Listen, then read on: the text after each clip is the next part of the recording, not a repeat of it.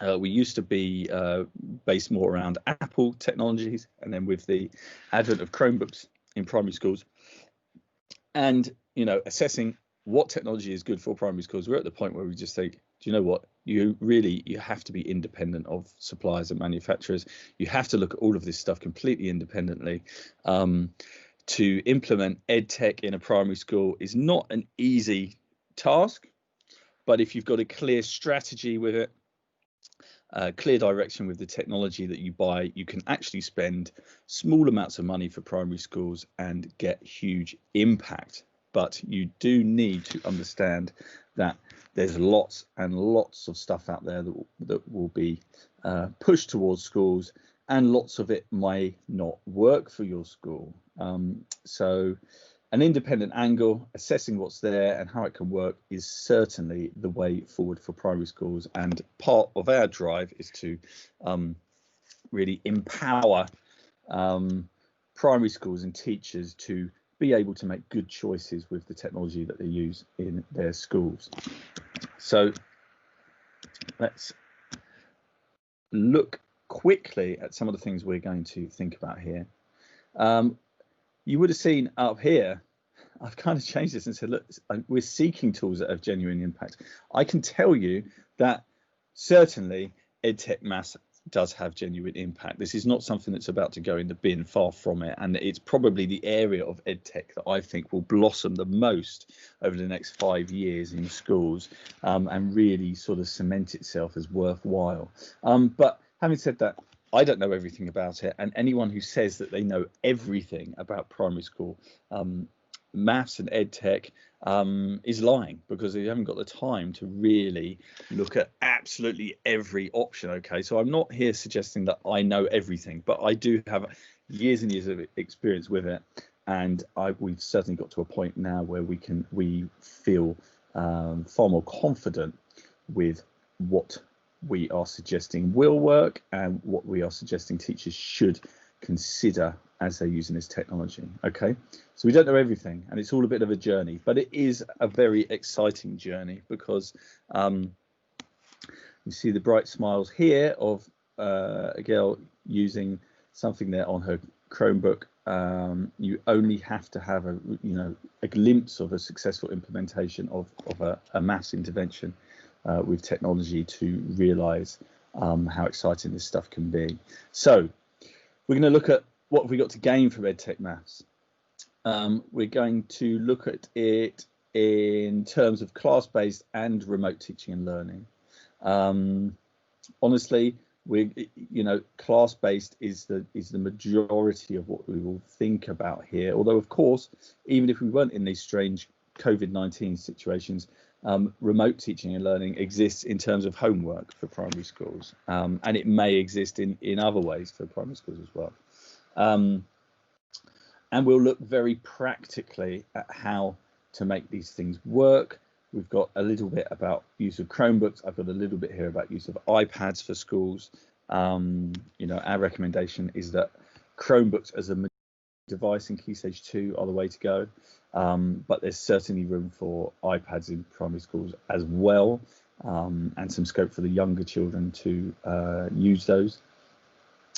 And we will look at some particular products and kind of go into some depth on those, and I'm very happy to go into further depth on those products when we get to the Q&A and discussion. So where are you? You're still there. As I said before, there's a conversation. If you hover over your screen, you'll see there's a speech bubble. You can type in any questions you may like as we go through. So let's jump in. So what might we gain from EdTech Maths? What do we consider to be some of the major advantages of it? Well, we've had the mastery approach of maths come into schools heavily over the last few years. And what's lovely about EdTech Maths approach is that really it complements that approach. While schools have started to push towards a mastery approach of maths teaching, perhaps at times the fluency element has gone on the back burner a little bit. That's certainly been an observation from some teachers that I've spoken to. Well, great news with EdTech Maths is that things like, you'll see these game type activities over here. They are pushing questions at students, pushing questions at the children quickly. Here's one, here's one, here's another one. And so children are doing lots and lots of maths, in this case in a sort of game environment, you'll see on the right there, and they are thinking and thinking and thinking and thinking, and it's about the fluency, it's about their practice, and as it says here, it can keep those skills simmering along. Lots of schools are now approaching their maths in blocks of learning, and they're finding that, you know, because they're focusing on one area of maths for a few weeks and then another area of maths for a few weeks, certain skills again can go on the back burner. Well, EdTech maths like this allows those skills to stay simmering along in the background, the children getting little bursts of, you know, whether it's multiplication stuff or whether it's a little reminder about area. It keeps those skills simmering along in the background. Here we've got a little part just talking about how they can access it at home as well, format which they enjoy. And down the bottom here, this is a key point that we come back to, that if you want to get the most out of these systems, teachers need to be aware that they need to log into whatever system they might be using with the children. So for example, if they're using times tables rock stars with children, which lots of schools use, logging in and setting tables for certain children may be the way to go. If you've started using that program at the end of year 2 or beginning of year 3, then certain children aren't able to cope with the whole range of tables at that point.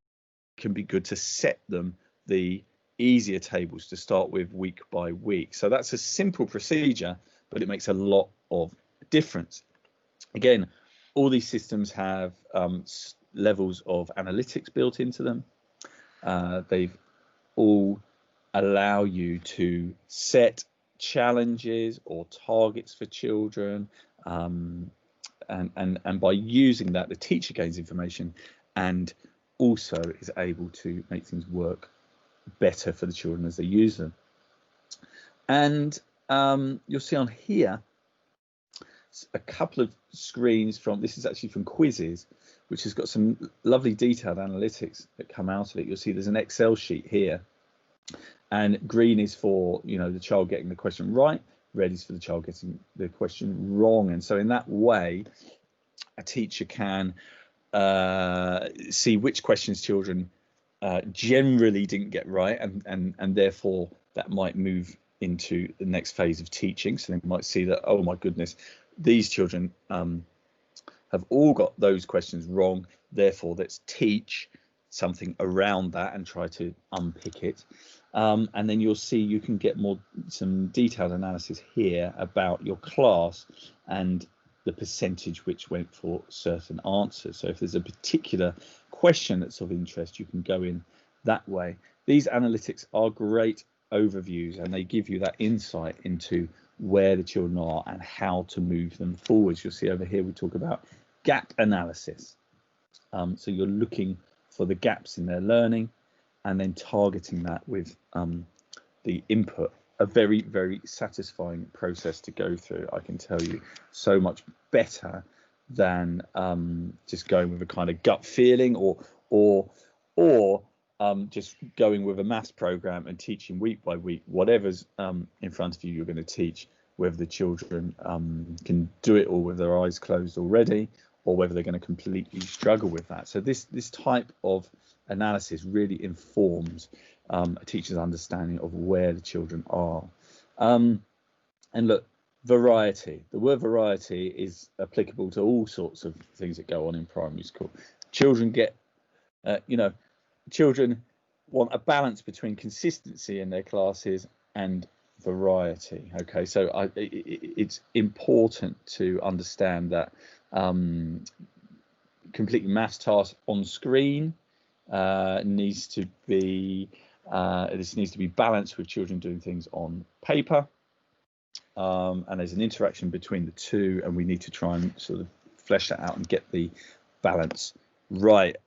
At the end of Key Stage 2, maths sats are still done on paper at this point in time. I mean, it's worth saying at this point in time, because after looking at some of these things, you might think, you know, maybe we're moving towards more sorts of electronic assessments.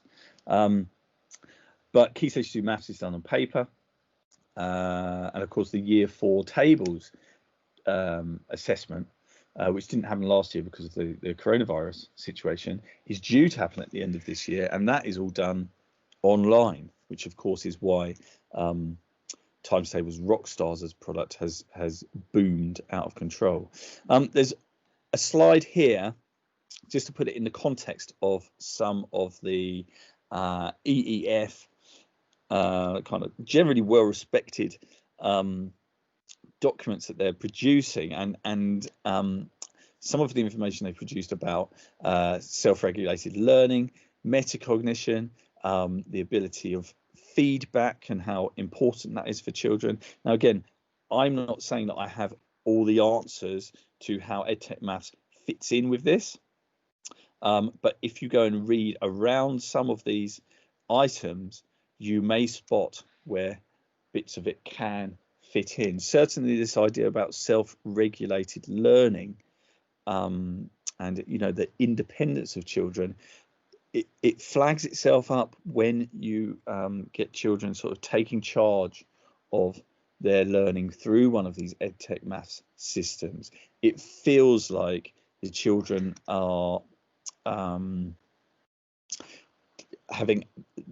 beginning to get that bit more awareness of where they are with their maths, and the fact that feedback can be so immediate for them is something that is flagged up as, you know, feedback when it's immediate is the most effective, and it would appear that through technology it might do that.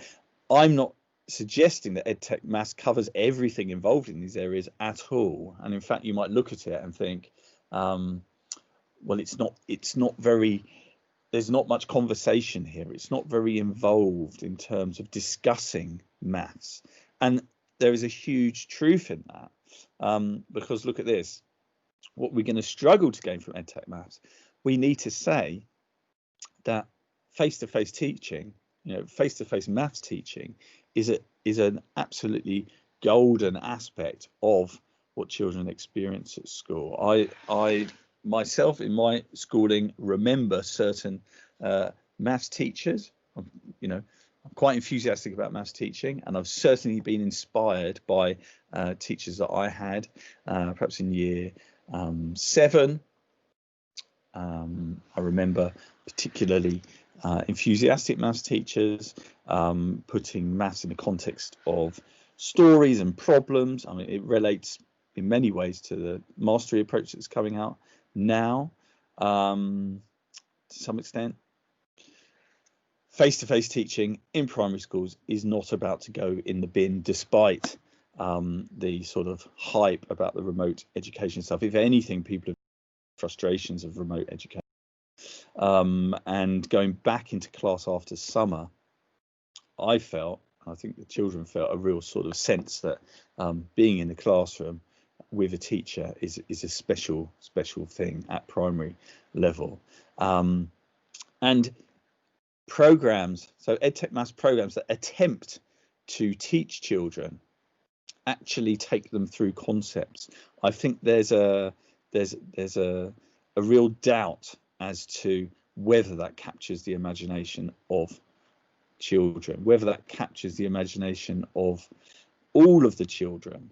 You know, here's a picture from a video from Maths Watch, and actually some of those videos are sort of quite good in terms of revising skills, but do they teach new skills well? I think it's doubtful to say they're going to teach whole classes really well. There might be certain children who are more receptive to it, but certainly I know lots and lots of children who aren't that receptive to sitting down and watching a 20-minute video about a new maths concept.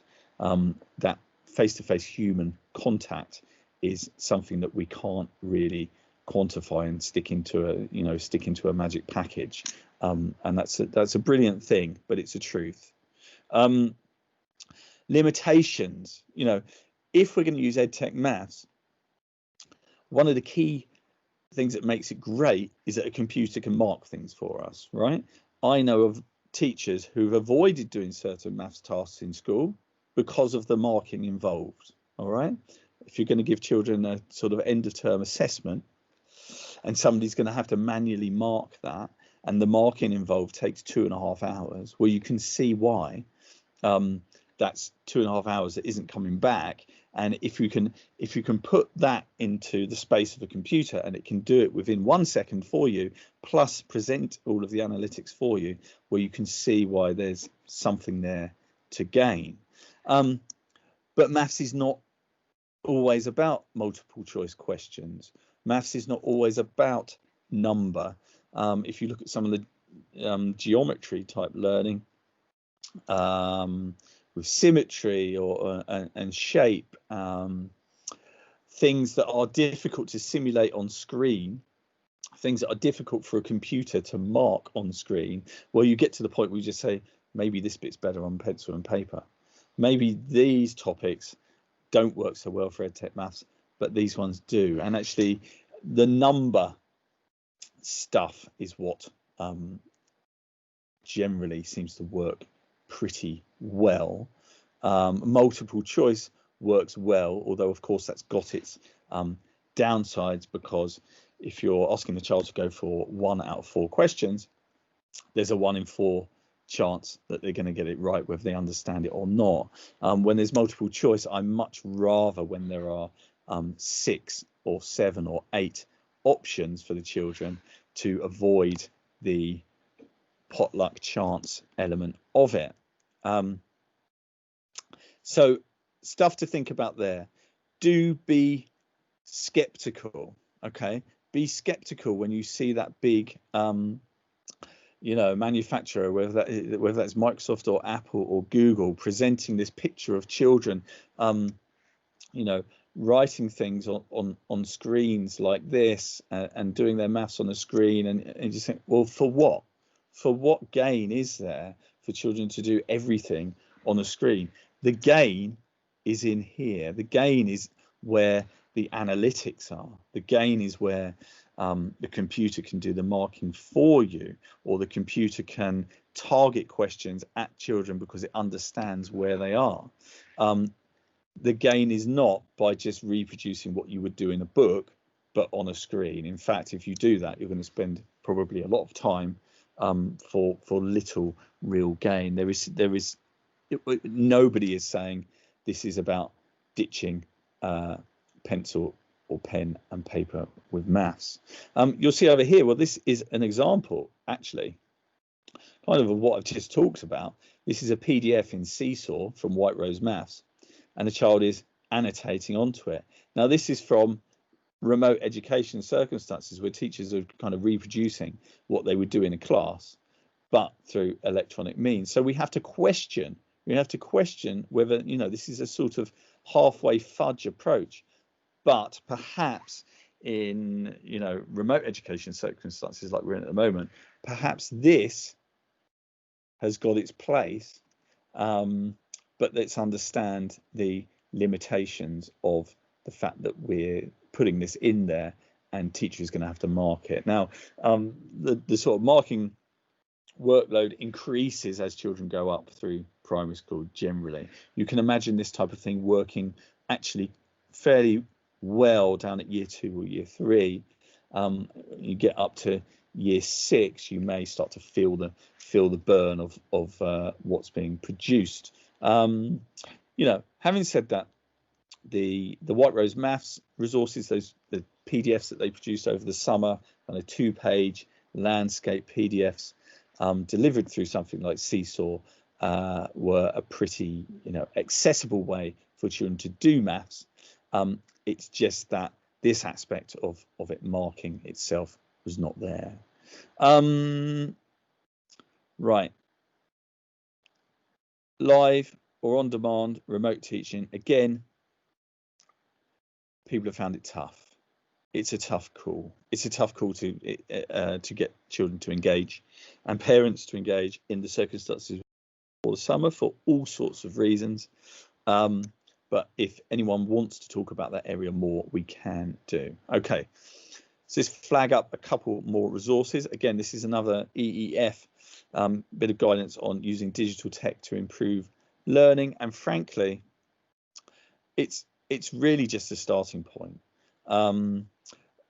But as generalizations for where technology can fit in, and this isn't just for maths, it may be quite a useful bit of reading. But it does leave us in a position where we say, okay, thanks for that, but what's next? Thanks for that, but what happens when we really implement these systems, and really what's good?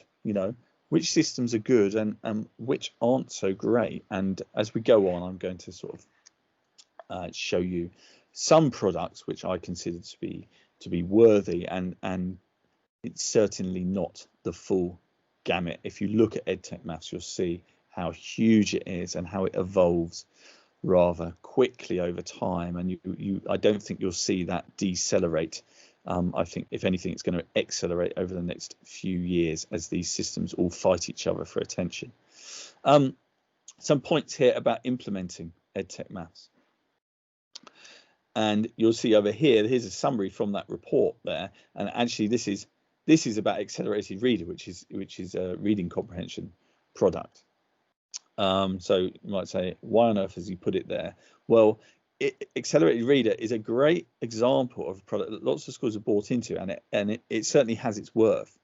But look down here, children do become bored when an approach stays the same year after year. And that is one of the criticisms that's come back at Accelerated Reader. If a child starts using that system in year 1 and they're using it all the way to the end of year 6, by the time they get to year 5 or 6, you could say there's boredom that's set in. If the child has progressed to a level of being, a confident, independent reader, then you might question the fundamental effectiveness of a product like this.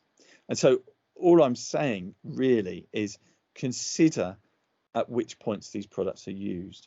You can't just say, we use this one and it works and fine, and teachers don't log into it or think about it any further than that. You've got to look quite carefully at the product, got to think, at which points in the provision we're providing does this product fit in best. Maybe it works best at year 2, 3, and 4, and year 5 and 6 not so well. And in which case, think about whether you can buy it for those year groups and buy something else for the other year groups. And there are lots of schools that are sort of thinking in those terms now and adjusting their plans as they go. So different systems for different stages of school learning. And this little phrase, it's not a magic bullet for success. And that comes back to the point about how teachers need to take charge of it and log in and think about how this program is going to work for their children. Having said that, you can think about things like Accelerated Reader and times tables rock stars, because it slots into the tables requirements so well. And you can say, well, probably if you had this product and you didn't do much with it, it would probably still have a significant effect. I think most people would say, because of the structure it gets, and because it gives children that framework to work through and sort of sets the challenge for them. If we're going to get the best, we need to log in, we need to use the analysis, we need to think about the strategy for these systems, as these systems become, not just one-off extras in schools, but actually part of the curriculum that we provide for children. A great part of the curriculum we provide for children, and a great chance for teachers to reduce workload, and a great chance for teachers to get a breather. All right, because if a child is occupied with a task through a device such as a Chromebook, and you can see that they are learning and practicing, then what's to say that's not a great thing for everyone? Any questions at that point? Yes, here we go. Slides after the seminar. Yes, I will be sending the slides from this through to all of you after this, and they will also be available through our website. Let's jump in to a quick bit of thought about iPads with students. Now, iPads were particularly popular in primary schools over the last 6-7 years, maybe. And they've had some great worth. There have also been some downsides to them. The biggest downsides to iPads is workflow and management of devices. If you pick up an iPad in a school, chances are the thing's going to pop up a little message for you about an Apple ID, or this thing needs updating, or whatever it might be. And honestly, you could kind of headbutt the wall with frustration when it comes to managing iPads in schools, which is really quite ironic considering that Apple are probably, the masters of user experience. They are maybe quite good at saying how great they are for schoolwork. The truth is that for lots of primary settings, they haven't quite fit the mark. If you're in a setting which has smaller class sizes,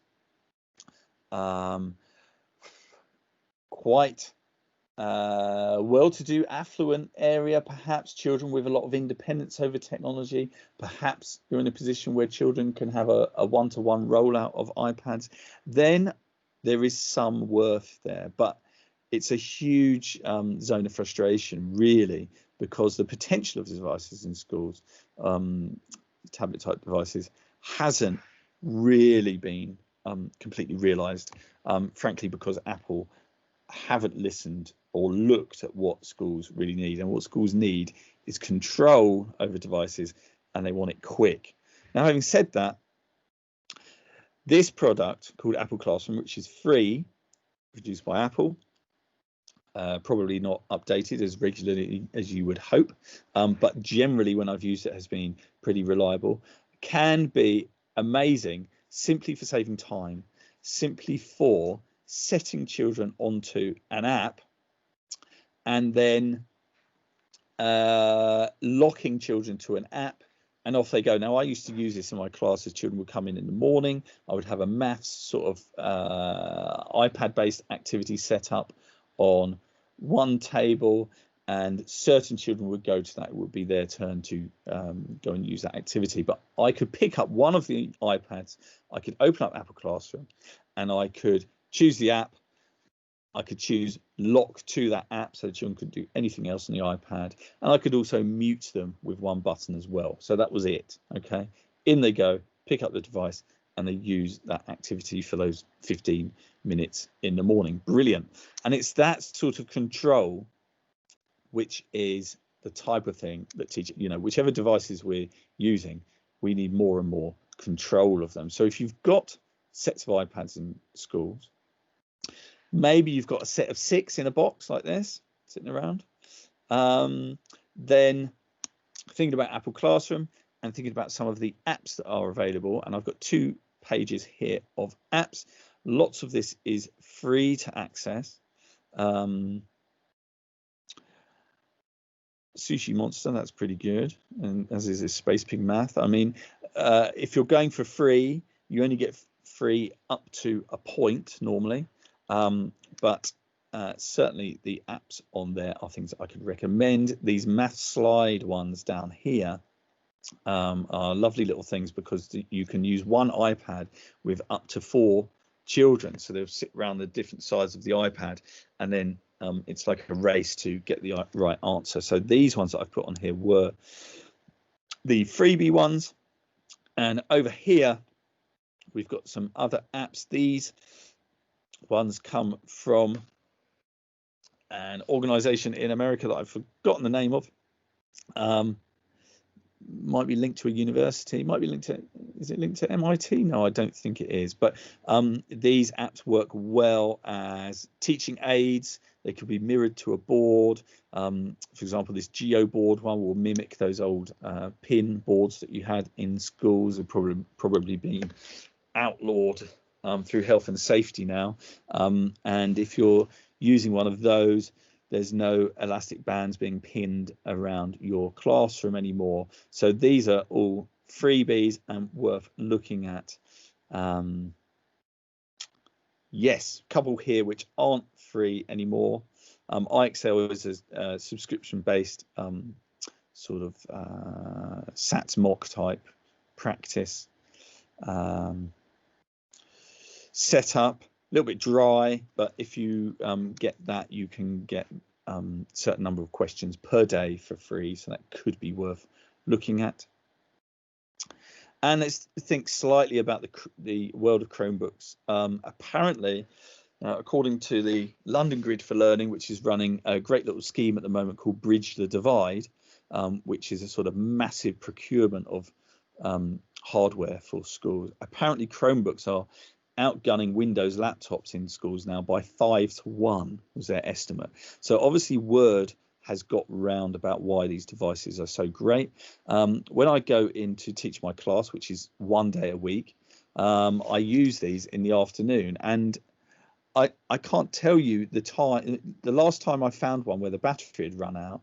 Must be a few months ago. So I'm literally going in, and I know that some devices might have may not have been plugged in for a few days, but the battery is still going on those things, and some of them are up to 4 years old, these devices, and they cost a couple of £100.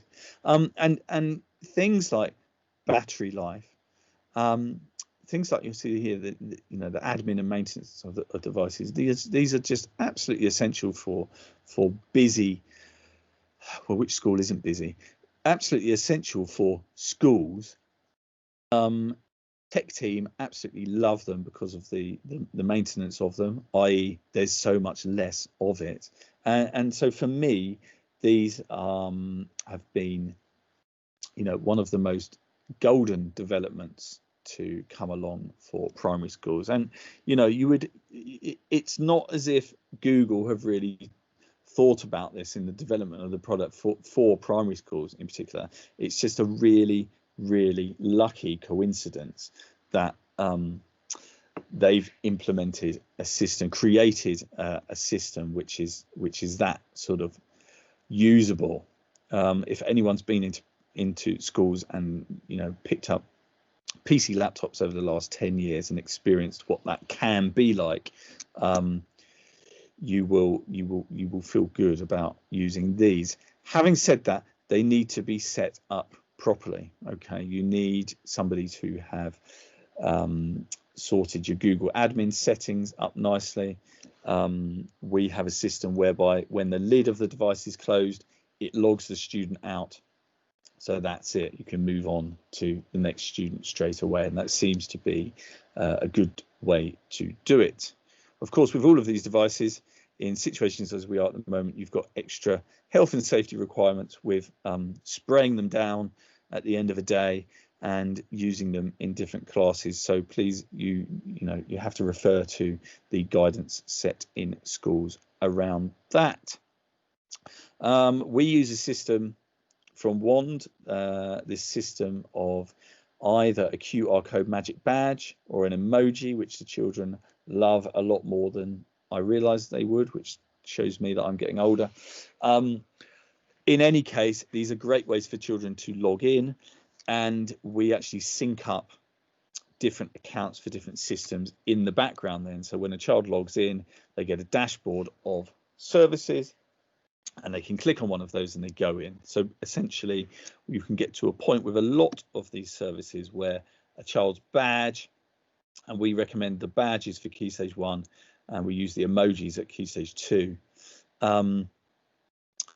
can then log them into not just into the computer, but into all the other systems that the school might be using. I can tell you a bit more about that later if you wish.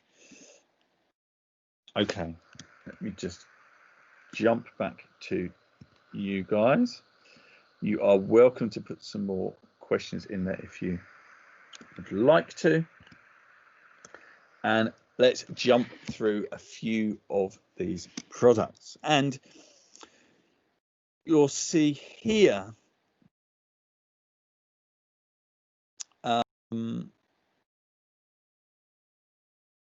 that I'm looking at gamification. We put here gamification, and you know, you might have seen this term with regards to people who are actually using games that children would use outside of school, but in the in a class. For example, there's lots of people who are quite enthusiastic about using Minecraft in schools. Now, I'm not one of those people. I'm somebody who actually goes against the idea. It might make me seem like a bit of an old fogey, but I'm sort of against the idea of children having access to those games through their devices because they become such a big distraction. I am not against the idea of bringing games into maths and children experiencing maths questions through game type environments, which is what these three systems do. Now, MathsFrame, you can get a lot out of that for free. In fact, you can get quite a lot out of SomeDog for free as well. So that is certainly worth thinking about. And what I'd like to do is show you a couple of screens from some of these systems, and we might even jump to a couple of bits from them as well.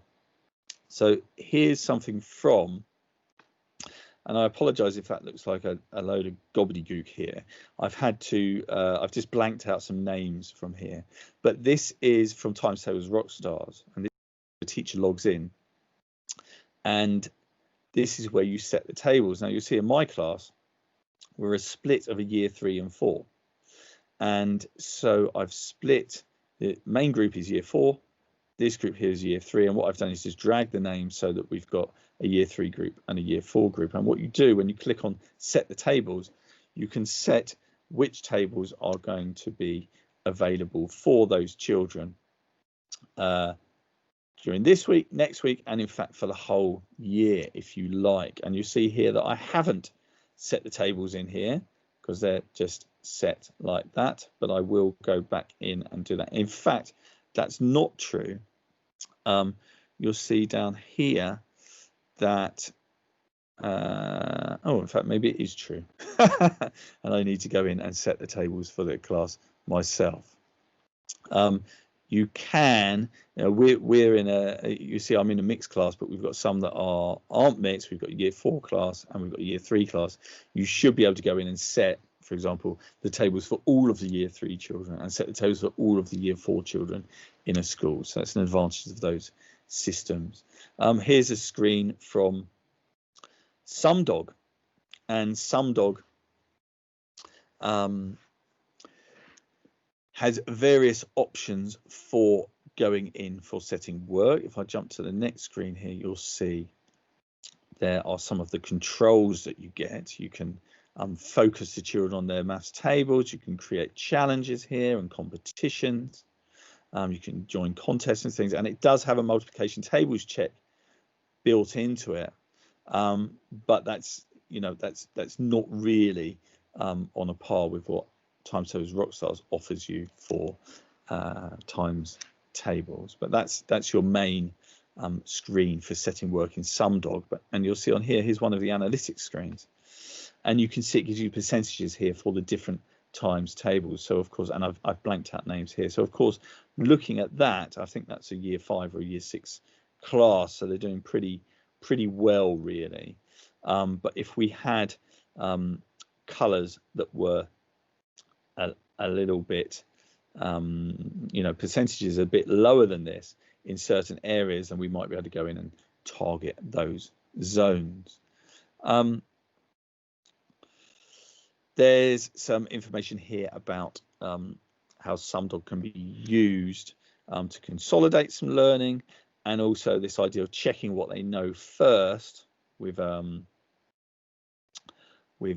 a pre-assessment and then checking later on a post-assessment. And we in Spyro are sort of working on a system of our own for implementing this idea that you could electronically test children before a block of work and then test them after as well, thereby saving time. But we're thinking about actually creating those questions ourselves for our specific needs. If I jump on here, you'll see some information about tools that work in a slightly different way. Now, you know, of course, there is with these two, there is still a sort of gamification aspect to them. But these systems work a bit differently in that you choose the exact quizzes that the children are going to do. Quizzes is the one that has found favor with me in recent times. One, because it integrates in with Google Classroom directly, which some of our teachers have been doing. Two, because it presents in this kind of 1980s arcade game style, which seems to be popular. But thirdly, because the analytics involved in there are really quite good. If I jump back to the shot I had at the beginning, this stuff on the right there is from quizzes, and it you know, if you're going to use it as an analytical, it really has a great back end there for looking at things. You download things in an Excel format and can then, you know, dig into what's been happening quite clearly. This product, Learning by Questions, has had a fair bit of publicity recently, and we did a research trial on it during summer 2 last academic year. And it's had a fair number of endorsements, and it's quite an interesting one because it works. Here we go. It works with live feedback as it's running. So you actually set up a whole lesson, and you have all of the children working with it, and the teacher, as the thing is running, sees what's going on. Now, I'm probably, let's have a go at this. I'm going to show you a quick video. Now, it is a sort of promotional thing from Learning by Questions. I will say, you know, it's clearly trying to promote that product hugely, but it will give you an idea